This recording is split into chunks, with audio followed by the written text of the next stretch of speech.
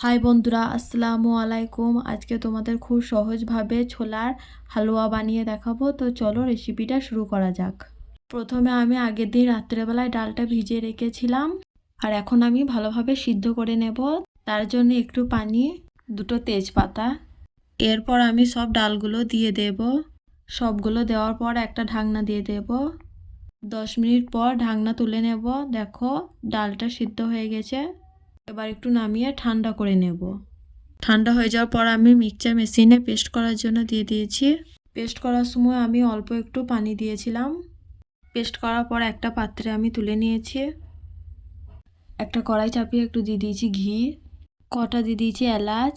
এবার আমি ডালটা দিয়ে দেব। এখন একবার ভালোভাবে ভেজে নেব। কিছুটা চিনি, 1 প্যাকেট গুঁড়ো দুধ, সব কিছু দেওয়ার পর একবার ভালোভাবে ভেজে নেব। একটা প্লেটে একটু তেল বুলিয়ে নিয়েছি। ডালটা প্লেটে সব দেওয়ার পর হাতের সাহায্যে ভালোভাবে থালার মধ্যে ছড়িয়ে দিয়েছি। দেখো ছড়ানো হয়ে গেছে। এখন ঠান্ডা করে নেওয়ার পর চাকুর সাহায্যে কেটে নিয়েছি। ব্যাস রেডি হয়ে গেল ছোলার ডালের হালুয়া। ভিডিওটা ভালো লাগলে সাবস্ক্রাইব করতে কিন্তু ভুলবেন না।